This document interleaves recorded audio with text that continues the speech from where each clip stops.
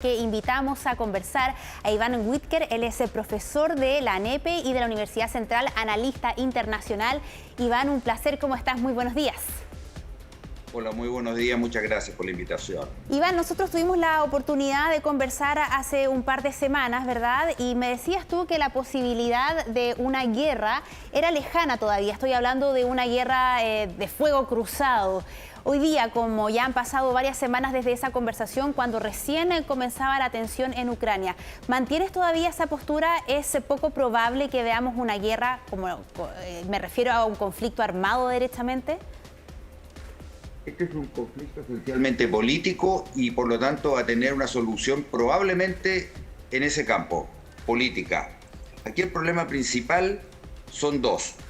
Sabemos que los intereses y la seguridad de un país no son nunca negociables. Por lo tanto, para construir una arquitectura de paz y de seguridad en Europa es fundamental tener en cuenta los intereses rusos. ¿Por qué? Porque está presente en gran parte del continente europeo.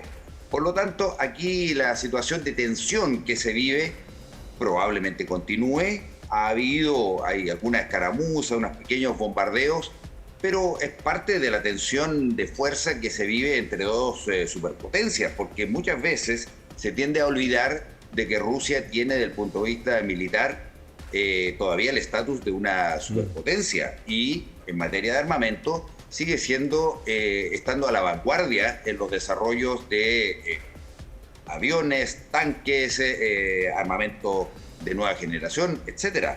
Por lo tanto, es necesario tenerla en cuenta en esta nueva conformación de seguridad que se tiene que gestar en Europa. Estamos viviendo una situación de inestabilidad desde los 90 en todo el espacio postsoviético, pero esto es un problema de ajuste, con algunos conflictos armados aislados, pero las voces alarmistas de que pudiese estallar un gran conflicto entre Estados Unidos y Rusia, eso, a mi entender, no debería ocurrir. Profesor, buenos días. Carlos Zárate por acá. ¿Qué papel le adjudica usted al tema de las sanciones económicas? Porque hoy a las sanciones que conocimos ayer se unieron Japón y Australia. Sanciones que tienen que ver esencialmente con el banco militar del ejército, el banco del ejército ruso, tienen que ver con intereses rusos y ayer, por lo menos en el caso del Reino Unido, sanciones contra oligarcas rusos. Hoy Japón y Australia agregaron la denegación de visas. ¿Qué papel le adjudica usted a esas medidas en esta crisis? ¿Van a ayudar a esa reconformación que usted menciona? Mire, si usted mira el historial de ese tipo de sanciones en el plano internacional, en el único lugar donde tuvieron algún efecto en el desenlace fue en la Sudáfrica pre-Mandela. Aquí el problema principal va a ser la tensión con Europa. Pero no nos olvidemos que Europa está pasando por un momento políticamente débil. En Alemania hay un gobierno nuevo que está recién instalándose. En Francia hay elecciones en unos meses más. Por lo tanto, Europa no es un sujeto que pueda ayudar en este conflicto, sino que más bien es un objeto donde podrá delinearse esta nueva arquitectura de seguridad que se necesita. Estados Unidos tiene también sus propios problemas internos muy graves tiene la administración Biden. Por lo tanto, esta es una tensión en la cual yo creo que, como he señalado y he escrito en otras oportunidades, la fragmentación de Ucrania estaba sobre la mesa. Ucrania es un país que, como país, tiene pocas décadas, como nación tiene muchísimos siglos, sin duda, pero siempre ha estado fragmentado. Entonces aquí la realidad geopolítica es la que se está imponiendo y la que va a terminar dilucidando este asunto. Los ucranianos, usted sabe, son 44, 45 millones de personas, de los cuales 10 millones son rusos, y está dividido de manera muy fuerte entre la parte occidental y la parte oriental. En la parte oriental era más o menos razonable pensar que si la tensión continuaba, iba a terminar en el reconocimiento de estos dos enclaves que existen. Y probablemente vayan a aumentar, si la cosa no se maneja bien, vayan a aumentar, porque a Rusia lo que le va a interesar es más o menos obvio pensar, hacia abajo para llegar hasta Ucrania.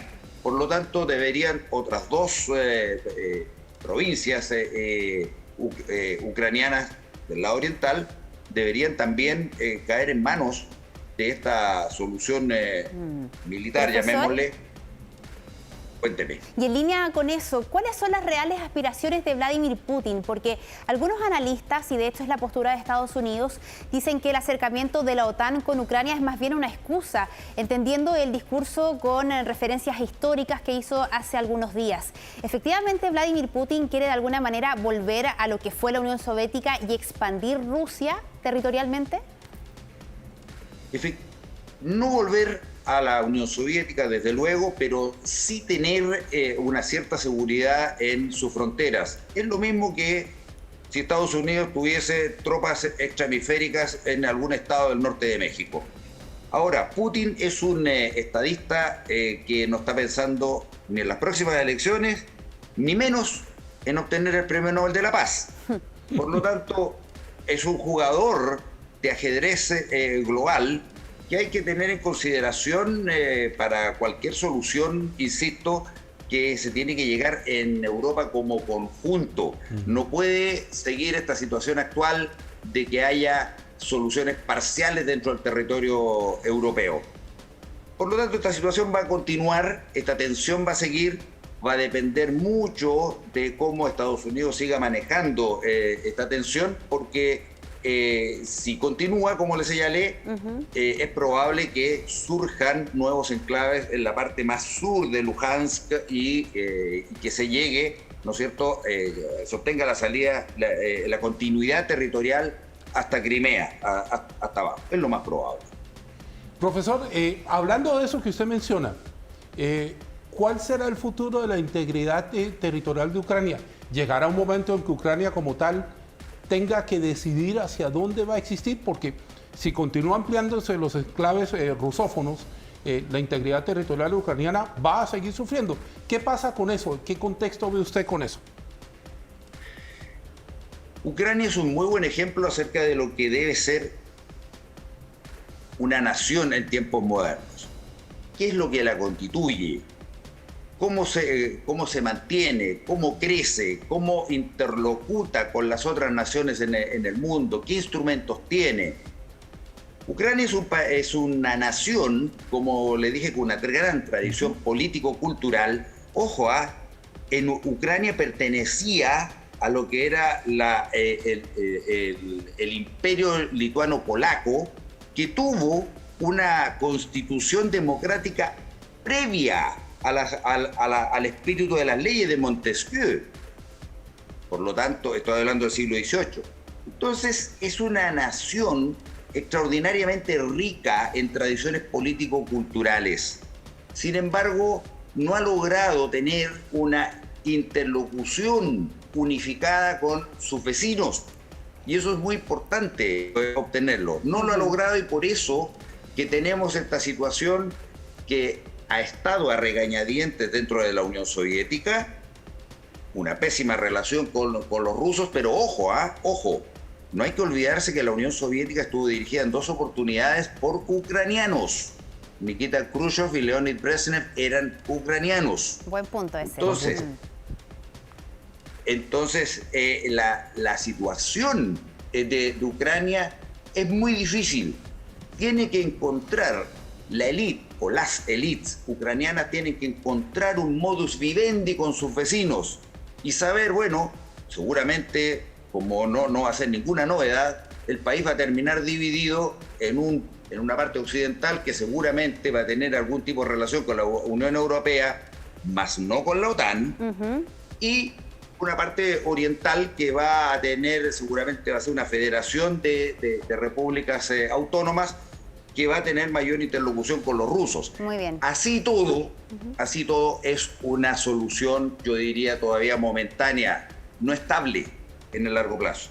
Bueno, esperemos, Iván, que esto no se traduzca en más muertes. Sabemos que este conflicto ya ha dejado 14.000 muertes desde el año 2014, no ahora concretamente, pero sabemos que todo puede pasar. Iván, muchas gracias por esta conversación con nosotros. Buenos días. Muchas gracias.